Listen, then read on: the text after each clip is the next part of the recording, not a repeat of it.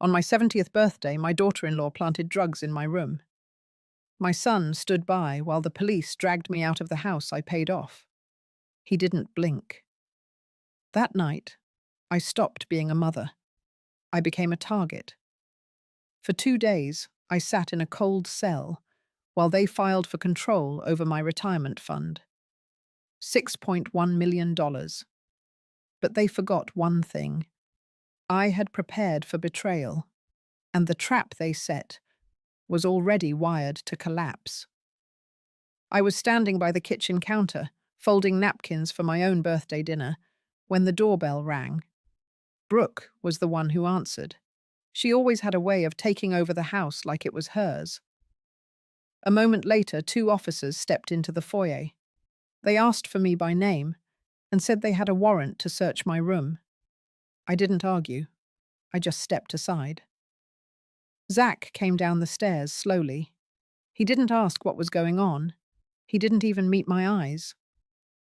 The search didn't last long. One of the officers reached under the throw pillow on my bed and pulled out a clear plastic bag. Drugs. I heard Brooke gasp like she was shocked. Her hand flew to her mouth so perfectly I could almost admire the performance. Zach looked straight ahead. He didn't flinch, didn't say a word.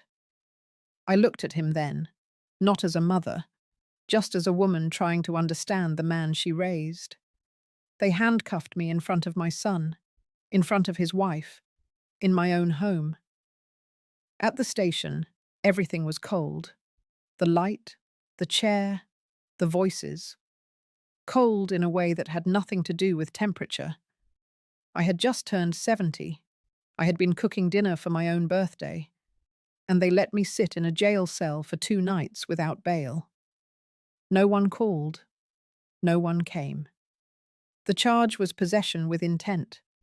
They had pictures, reports, statements.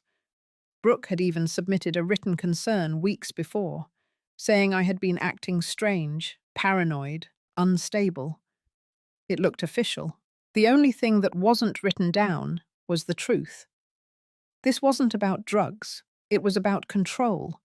About a $6.1 million retirement account that had been sitting in a fund Zach and Brooke thought they could access the moment I was declared unfit.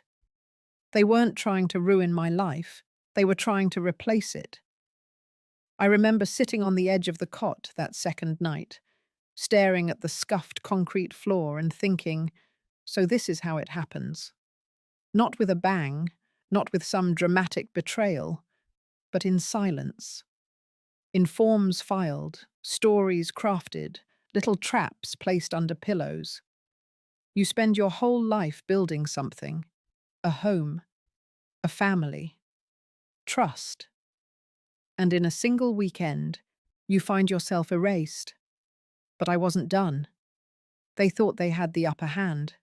They didn't know what I still had.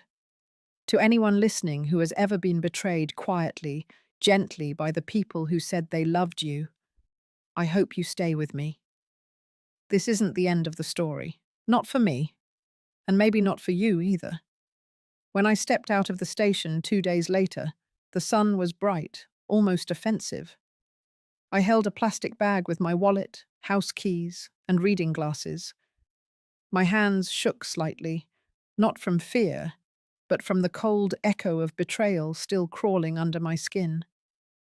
No one came to pick me up, not even a message. I took the bus home. My legs ached. My pride ached more.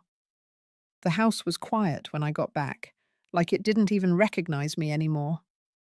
Brooke was gone, but Zach was in the backyard, pretending to trim hedges. He didn't look up. I didn't call his name. I walked straight into my room.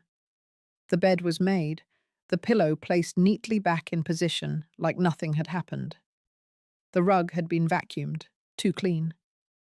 I stood in the doorway, feeling like a guest in my own life. Later that evening, Zach knocked once and stepped in. No apology, no eye contact. He said the charges had been dropped, but warned me to be more careful moving forward. Careful, he said. as if I had slipped something into my own pillow. He handed me a folder.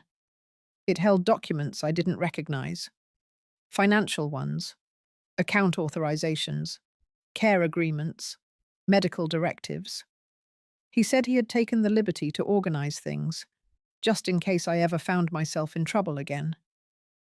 His voice was flat, calculated, almost kind. I didn't say anything.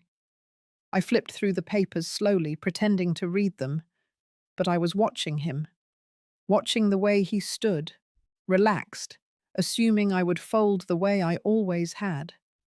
He told me Brooke had written everything down for my protection, that if anything ever happened again, they'd be ready to step in, just to help, just until I was stable. That was the moment I understood. This wasn't about the drugs. It wasn't even about getting me arrested. That was only step one. The real plan was long-term. Brooke and Zach had decided I was going to disappear, quietly, legally, one signature at a time. The house was in my name. The retirement accounts, too. There were stocks, a pension, and a contract I had signed with a federal agency that still paid out quarterly. I had always kept things private, even from Zach, but now they had found a way in. I set the folder down, thanked him, said I needed rest. He smiled and told me to take my time. That night I didn't sleep. I sat in the dark and made a list, not of revenge, of clarity, of everything I had left, everything still in my name, every document I had ever signed, and what I would do with them now. In the morning, I walked into the garage and unlocked the old metal cabinet in the corner. It hadn't been touched in years. Inside, everything was still there. My husband's files, my original will, my contracts. A folder marked backup. I opened it. There, tucked behind the old estate papers, was something I had nearly forgotten about. A second power of attorney document, unactivated, signed years ago with a clause tied to mental capacity. And the name on it wasn't Zach. It was Dylan, my nephew. I stared at it for a long time. I remembered his laugh when he was little, how he used to sit on the counter while I cooked. He was working for a logistics firm now. Smart, steady, trusted. I hadn't talked to him in almost 2 years, but I had named him for a reason. I folded the paper, placed it in my bag, and locked the cabinet again. Something inside me clicked into place. They wanted me erased, but they were about to remember who I was. The next morning, I got dressed early and took the long way to the bank. Not because I had to, but because I needed time to clear my mind. There's something about the sound of your own footsteps on an empty sidewalk that reminds you you're still here, still real, still solid. At the bank, I met with Mrs. Langston. She'd been managing my retirement accounts since before Zach graduated high school. She greeted me with that familiar half-smile and asked if everything was all right. I told her I wanted to review my beneficiary structure. That was all. Inside her office, I handed her a sheet of names. Old names. Family members I hadn't spoken to in years, friends from my church group, and 2 former students who had stayed in touch since I left teaching. I removed Zach. I removed Brooke. I removed any trace of what had once been my plan for legacy. I asked her to flag any suspicious activity moving forward. Silent alarms, internal reports. She looked at me for a moment longer than usual, but nodded. She understood without asking. Next, I walked 2 blocks to a small legal firm tucked between a dry cleaner and a tailor. Inside, everything smelled like printer ink and lemon polish. The lawyer, Mr. McElroy, had once helped me settle a licensing dispute over one of my educational programs. He remembered me. I showed him the folder from my garage, including the unactivated power of attorney. His eyebrows lifted slightly. He asked if I was planning to invoke it, I told him not yet. I just wanted it reviewed, updated, and prepared. Quietly. No notifications, no alerts.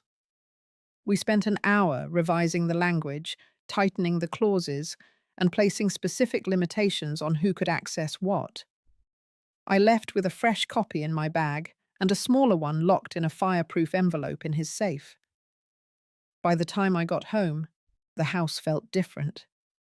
Brooke had returned. I could hear her in the kitchen, her voice bright and overly polite. She had baked something. Peach cobbler, I think. She offered me a slice like nothing had happened, like I hadn't spent 2 nights on a concrete cot while she watered my plants and folded my laundry.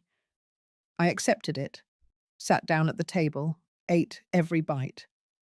After dinner, I returned to my room and opened a drawer I hadn't touched in months.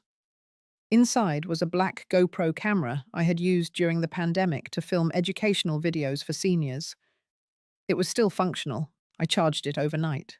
For the next week, I kept it running quietly from a corner shelf behind my books. It wasn't illegal. It was my room, my equipment.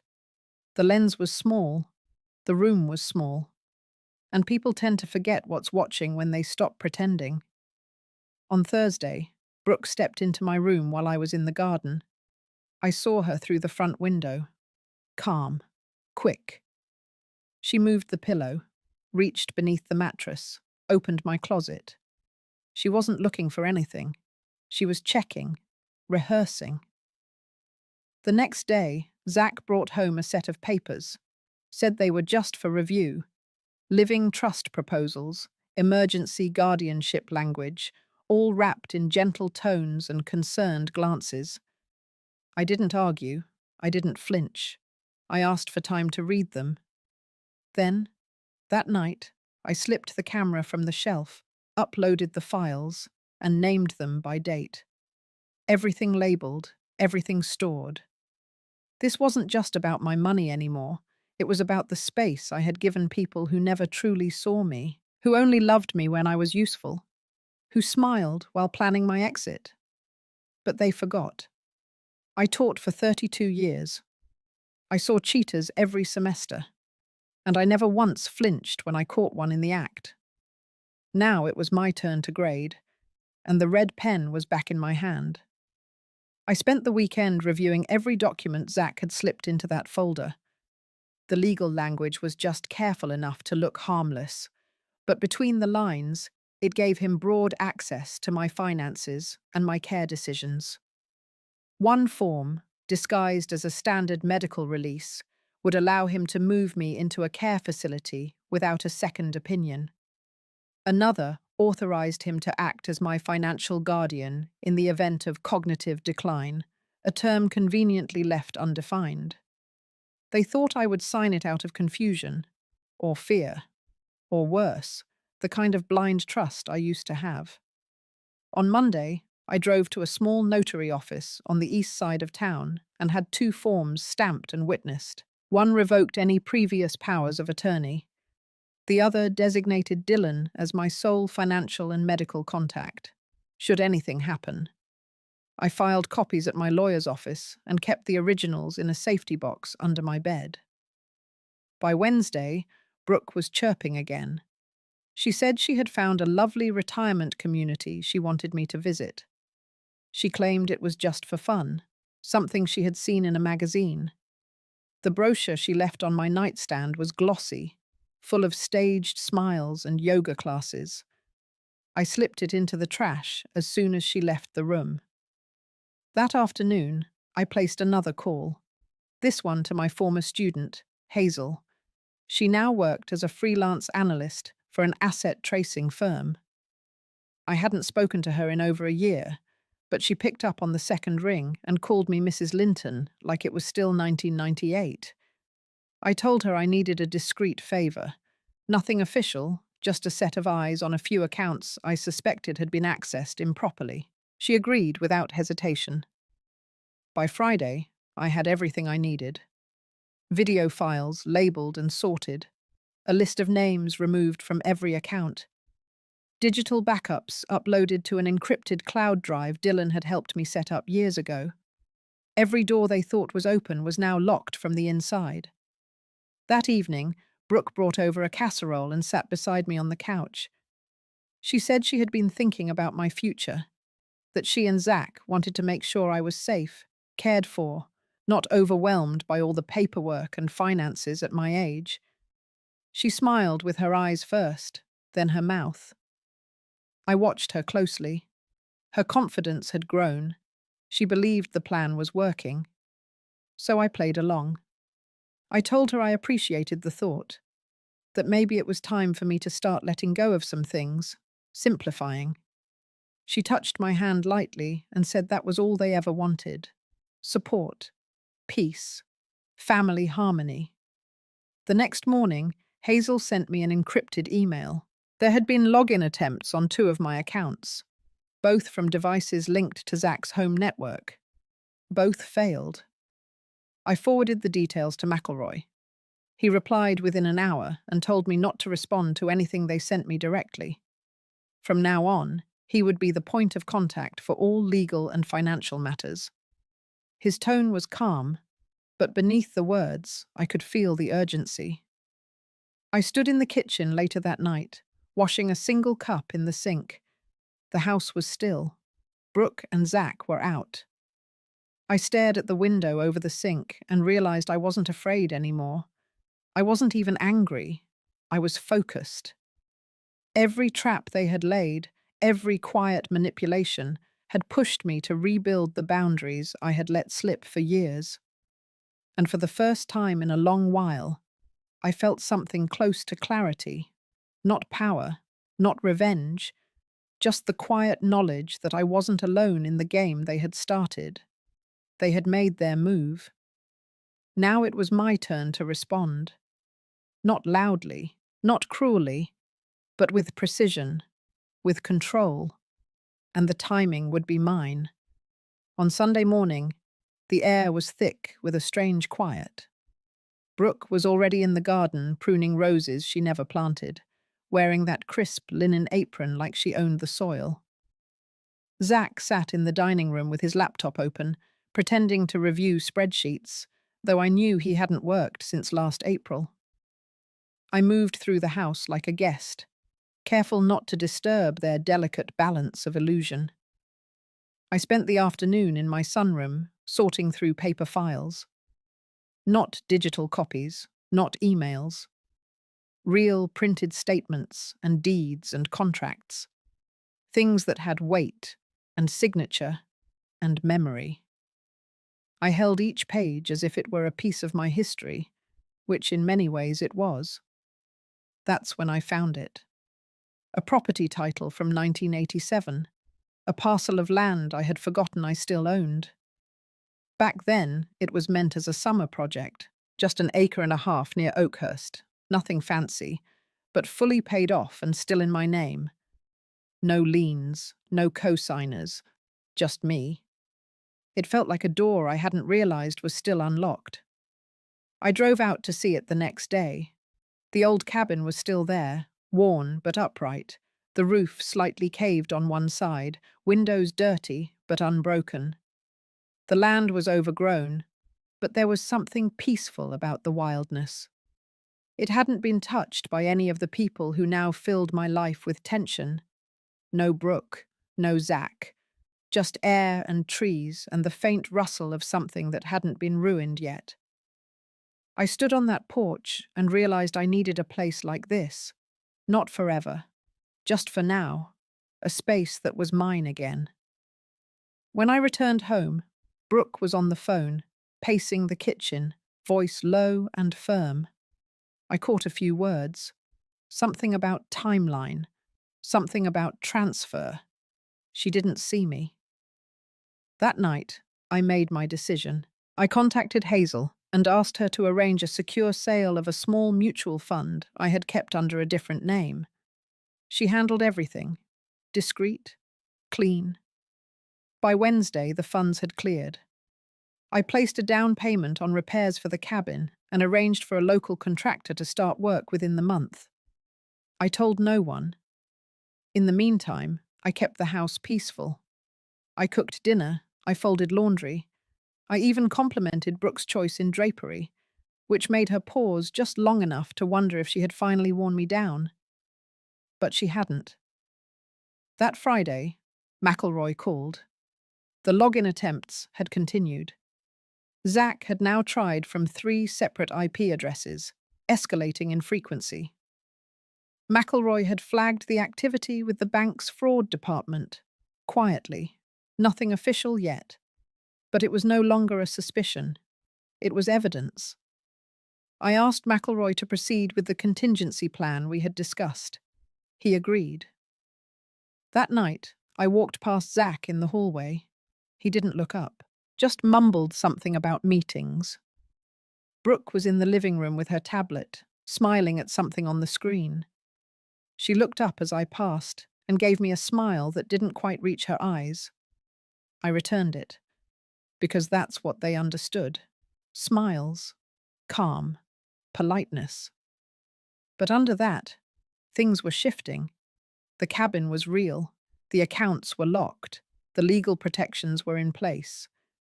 And every day they thought I was slipping, I was building. I didn't need a confrontation. I didn't want a scene. What I wanted was clarity, safety, autonomy. And step by step, I was reclaiming it, quietly, carefully. They wouldn't see it coming, because they had stopped seeing me a long time ago. I left early that Saturday morning, telling Zach I had a doctor's appointment across town. He didn't look up from his phone. Brooke gave a half smile, barely registering my presence. Their indifference had become routine, but for me, it was a shield. As long as they didn't see me coming, I could move freely. But I wasn't heading to any doctor. I drove straight to the cabin in Oakhurst. The place looked even better than I remembered. The new windows gleamed in the morning light. The roof had been replaced with cedar shingles, and the porch steps were freshly sanded. Inside, the contractors were busy installing new wiring. The air smelled like sawdust and promise. I stood in the doorway and closed my eyes. No voices, no pressure, no manipulation. Just space. Mine. A young electrician offered me a cup of coffee. We sat for a few quiet minutes on the edge of the porch. No questions. Just 2 people who didn't owe each other anything. For the first time in months, I felt like I was breathing clean air. On the way home, I stopped by McElroy's office to sign the next set of documents. One was a formal letter granting him full legal authority to act on my behalf in any dispute with Zach or Brooke. The second was a supplemental will, this one removing both their names from every possible inheritance and redirecting those funds to causes I actually believed in. I walked out of that office lighter. That evening, dinner was quiet. Brooke recited updates about her Pilates class, a brunch invitation, a new neighbor she found charming. Zach barely touched his food. I stayed quiet, nodding here and there, eating slowly. To them, I was just tired, maybe fading. That night, in my room, I checked the footage. More of the same. Zach going through my desk drawers, phone in hand. Brooke opening the safe cabinet in the study, snapping photos of old documents she probably didn't even understand. I uploaded the clips to Hazel's cloud and backed them up to an external drive in my purse. One by one, these files were becoming a map of intent. On Sunday morning, I received a message from Hazel. 2 of my older Keystone accounts had been flagged. Unauthorized login attempts from a device registered under Brooke's marketing agency. That was the 3rd attempt in 10 days. Hazel had already frozen those accounts temporarily, no damage done. But this time, she forwarded the full report directly to McElroy.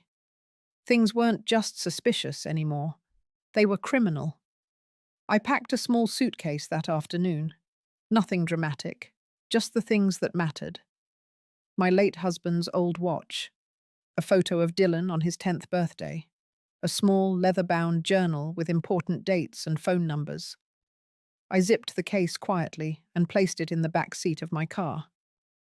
That evening, Zach asked if I had a minute to talk. His voice was polite, a little too careful. Brooke hovered nearby, pretending to scroll through her phone. He handed me a new version of the power of attorney, said the last one had errors, that they wanted to make sure everything was properly taken care of. I looked him in the eye and smiled. I told him I'd think about it. And I did. For about 3 seconds. Then I slipped the papers into a folder, filed them under attempted theft, and sent a digital copy to McElroy and Hazel. The line had been crossed. No more patience, no more pretending. They were still playing a quiet game of manipulation. But I had already left the table. They just didn't know it yet. The morning after Zach handed me those forged documents, I woke up before dawn. I had barely slept, but I wasn't tired. I was focused.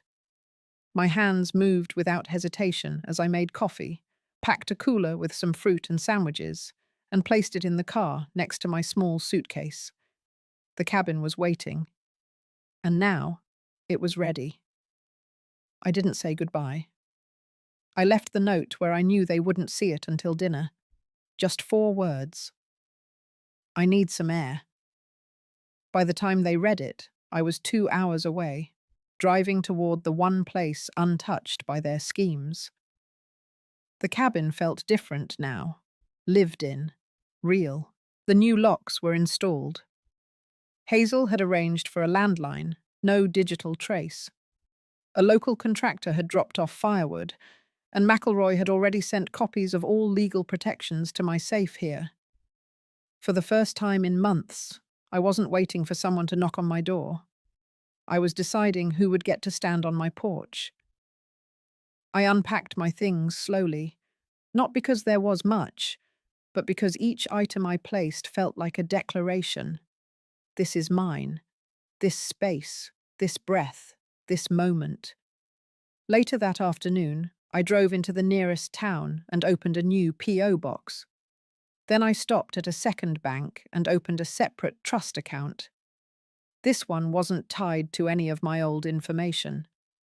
Hazel had created a clean identity trail using my maiden name.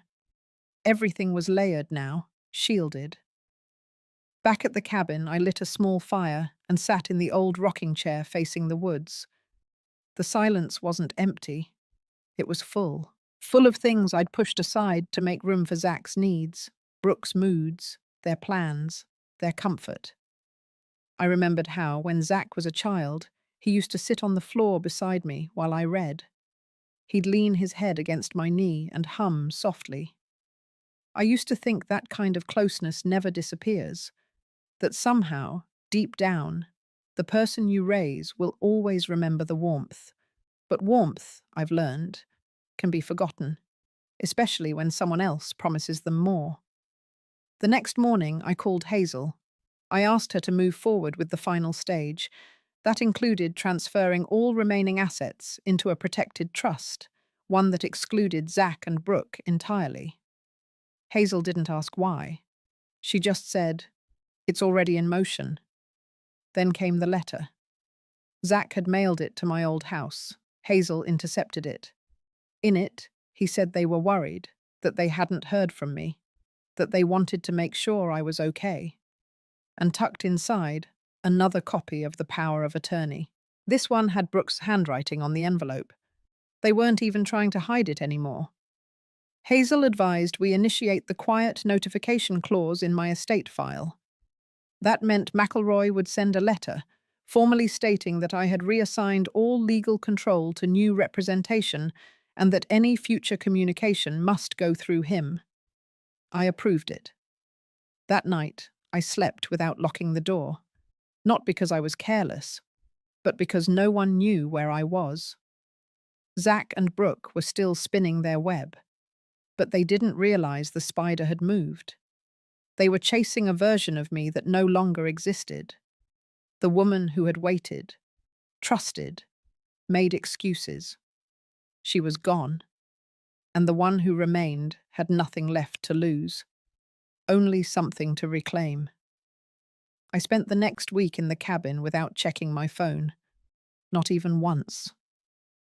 The stillness wrapped around me like a weighted blanket. I cooked simple meals, cleaned corners no one had touched in years, and let myself breathe without an audience. No more questions, no expectations, no eyes tracking my every move. Then, late Friday afternoon, McElroy's assistant sent word through Hazel. A certified letter from Zach had arrived at the law office. It was a request for emergency access to my medical information. He claimed I had gone missing. He insisted I was mentally unwell. And he attached a statement from Brooke, saying I had recently become paranoid and possibly delusional. They were escalating. Hazel's voice on the line was firm but calm. She said this was expected. She had already preemptively filed my voluntary psychological evaluation from 3 months ago. Clean bill of health, independent physician, undisputed credentials. Their attempt to discredit me failed before it even reached court. But I still felt something heavy inside. Not fear, not regret. A quiet grief that my own son would weaponize my love, twist my absence into proof of madness. That Brooke, who once called me her second mother, could put her name to such a lie. But this was the cost of truth, and I had already paid the deposit. The next morning I dressed with intention. Slacks, a navy blouse, pearl earrings I hadn't worn in years.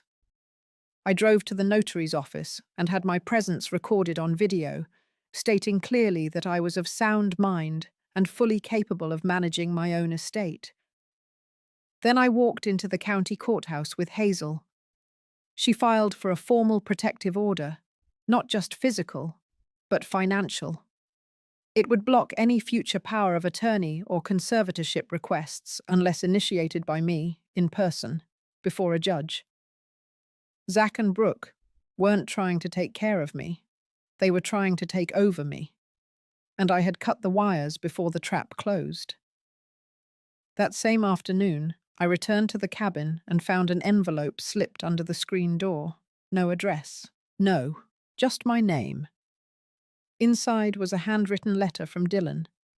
He had heard from one of Brooke's friends that I had gone off the grid. He said he didn't believe the stories being told. He missed me, and he wanted to see me if I was safe. I read the letter 3 times. My hands trembled, not from fear, from something deeper. Hope. Dylan was Brooke's stepson, not mine by blood. But I had held him when he had night terrors. I had helped him write college essays. We planted tomatoes together every spring. And now he was reaching back. He had seen through the fog. That evening, I sat on the porch and wrote him back, short and steady. Told him I was safe, that I was not gone, only reclaiming space. And if he wanted to see me, he'd have to come without noise, without lies. I left it at the general store in town. The clerk promised to deliver it the next time Dylan came through. I watched the sun drop behind the trees, my tea cooling in my hands. Zach and Brooke were scrambling now. I could feel it. They had moved so fast, convinced of my weakness. But now, every door they knocked on was closed, every strategy blocked. And for the first time in this twisted game, they didn't know what I would do next. Because finally, neither did I. And that meant I had choices again. Real ones. Not the kind they handed me with strings attached, but the kind I carved out with silence, strategy, and patience. I arrived back in the city on a Wednesday afternoon. It was cloudy and cold, the kind of weather that made everything feel heavier than it should. I parked a few blocks away from Zach and Brooke's house, not because I was hiding, but because I needed the walk. I needed those few minutes to remind myself of who I had become. I wore my grey wool coat, the one I always saved for court dates or funerals. Today felt like both. McElroy was already waiting for me when I got to the restaurant. He had booked a private room at a quiet Italian place Zack loved. The irony didn't escape either of us. At 5 sharp, Zack and Brooke walked in. They looked surprised to see me. Brooke gave me that polished smile she used when she was trying to look innocent. Zack didn't smile at all. He opened with small talk, something about a car lease and traffic. I didn't respond. I just looked at McElroy, and he nodded. He pulled out the first folder. This is a formal declaration that all of Mrs. Morley's assets, including the house, cabin, and remaining financial accounts, are now held in an irrevocable charitable trust, he said. No member of her family, unless named explicitly, will have access or rights to any portion of the estate. Brooke blinked. Zack's hands clenched around his water glass. I think there's been a misunderstanding, Brooke said. McElroy turned to me.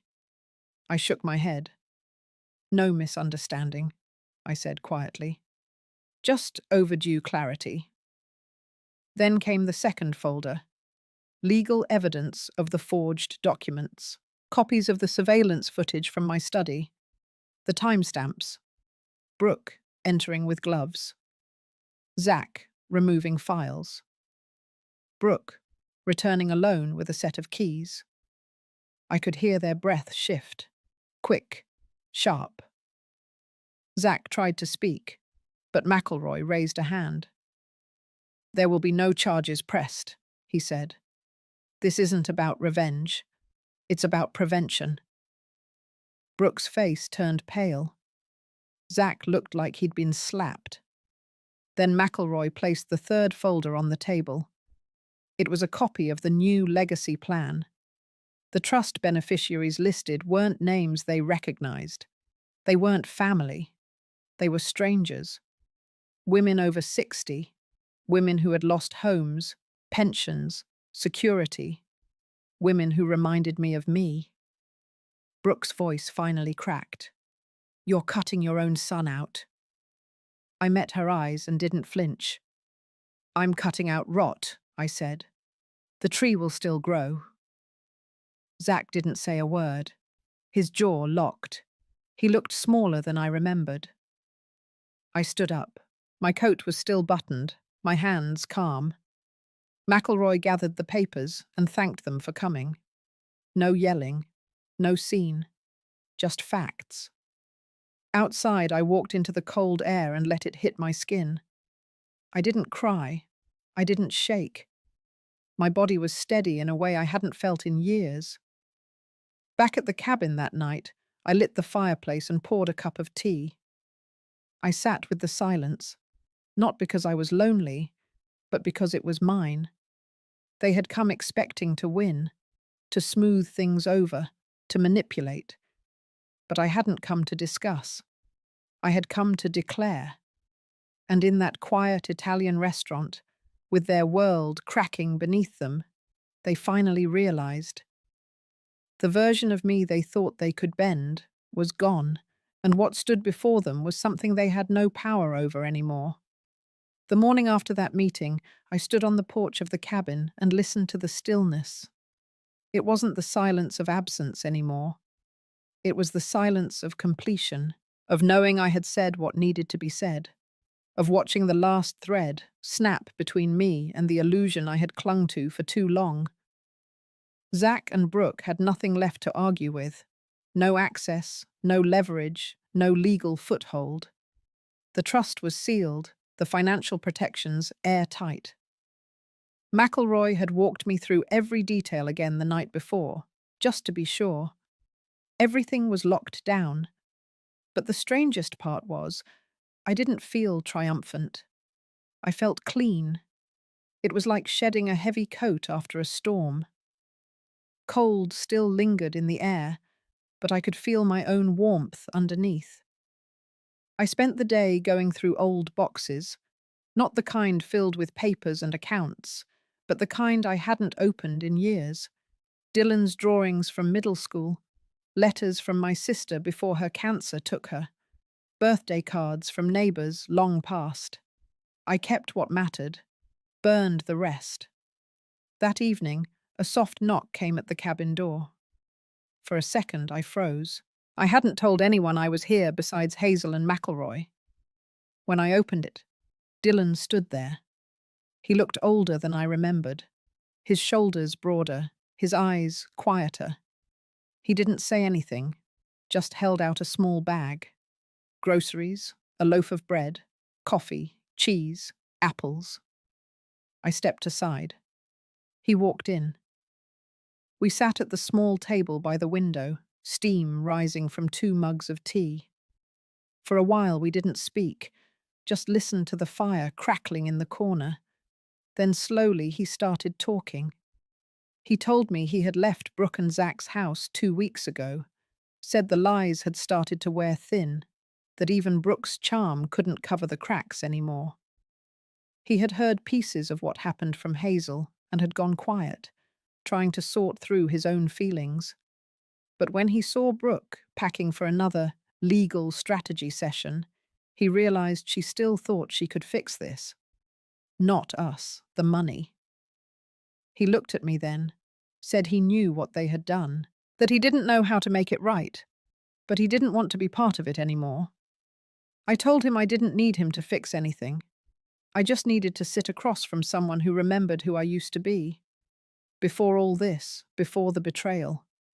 We talked late into the night, about nothing and everything, about how the garden used to flood every spring, about how Zach cried when he lost his first dog, about how quiet it had gotten in that house after Brooke moved in, like all the air had been pressed out. When he left, he didn't ask for anything, not forgiveness, not a second chance, just time. And for the first time in months, I felt something stir. A thread not tied to grief or duty or defense, a thread of trust. Fragile, yes, but real. That night, I added a name to the trust. Not because I owed him, but because something in me wanted to believe that not all things broken stay broken. Some rebuild themselves quietly, without ceremony, without demand, and maybe that was enough. The week that followed felt like I was living inside a quiet kind of freedom. No footsteps echoing in the hallway, no tension humming in the walls. I woke early, made my coffee, sat with a pen in my hand, and no urgency to defend myself. The trust had been finalized, every clause reviewed, every document sealed. For the first time in years, my assets weren't hanging over my head like bait. They had purpose now, direction. I wasn't just protecting them from Zach and Brooke, I was releasing them from the story they had been trapped in. Hazel came by with a box of mail she had collected for me. Among the envelopes was one marked from the state board. I opened it carefully. Inside was a simple confirmation. The program for women over 60 had received its initial approval. I had spent the past 3 months working with McElroy and a woman named Connie from the legal aid office to design it. A grant system for women like me, women who had been discarded, who had built everything and then been shut out of it. We called it Second Foundation. It wasn't flashy, no gala, no press. But it was real. That same afternoon, Dylan called. He asked if I wanted to join him for a walk through the park near the river. I hesitated, not because I didn't want to, but because I still didn't know how to be around him without remembering what he didn't say when it mattered most. But I said yes. He brought coffee and a scarf I had left in his truck years ago. The air was crisp, the leaves beginning to turn. He walked slowly beside me, hands tucked in his jacket pockets. We didn't talk much, and that was fine. What struck me was the way he noticed things now. A squirrel darting under a bench, the way a mother balanced her toddler on her hip while tying her shoe. He was paying attention, really paying attention. At one point, he stopped and looked at the river. Then he turned to me and said something simple. "I see it now." He didn't explain. He didn't have to. I nodded and kept walking. Later that evening, As I sat alone again in the cabin, I found myself smiling, not because anything grand had happened, but because I had finally reached a place where small things felt like enough. No court battles, no letters, no shouting, just the quiet knowing that the damage had been acknowledged, that I had chosen to stop bleeding for people who never noticed the wound. There was still pain. Of course there was. But it wasn't sharp anymore. It was softened by clarity. And somewhere in that softness, I could feel the first sense of peace begin to take root. Not the peace that comes from winning, but the kind that comes from no longer needing to. And for a woman who had been pushed aside, betrayed, manipulated, and then left to clean up the mess in silence, that kind of peace was more than I ever expected.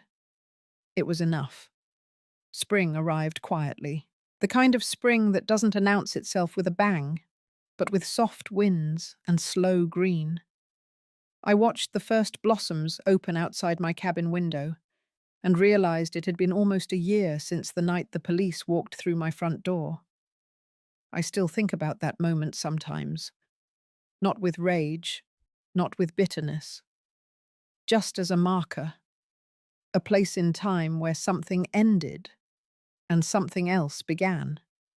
The trust remains untouched, except for the scholarships already granted. 3 women, all over 60, are enrolled in programs across the state this fall. One is training in home health care, one is studying bookkeeping. The last one just wanted to learn how to use a computer so she could apply for jobs again without asking her grandson for help. That one made me cry, quietly in my kitchen. Zach and Brooke left the city, or maybe they just vanished into it.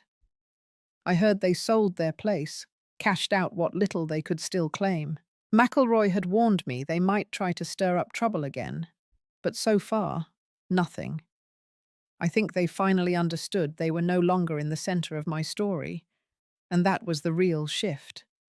For most of my life, I had loved people with the hope that they would love me the same way back.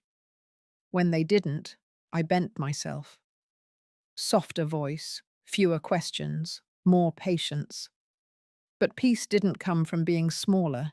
It came from saying enough, from choosing to honor what I had built and what I still carried. Not for approval, not for recognition, just because it mattered to me. I still see Dylan, not often, but enough. We walk. We eat grilled cheese sandwiches. Sometimes we talk about his childhood like it belonged to someone else. I think he's trying to forgive himself. I don't rush him. Some repairs take time.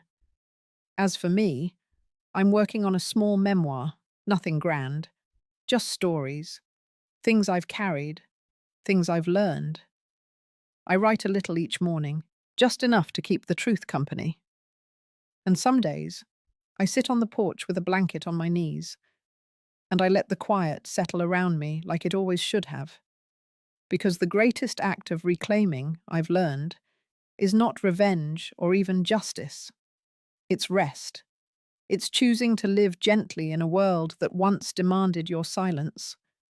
And so I rest, with a steady heart, and a life that finally, quietly belongs to me. If you've ever felt discarded or doubted your own worth after betrayal, I hope this story stayed with you. Maybe it mirrored something in your past. Maybe it gave you a glimpse of peace ahead. If any part of this touched you, I'd love to know how. Share a memory, a moment, or simply how you're finding your way back to yourself. We're not alone in these stories, and your voice matters here.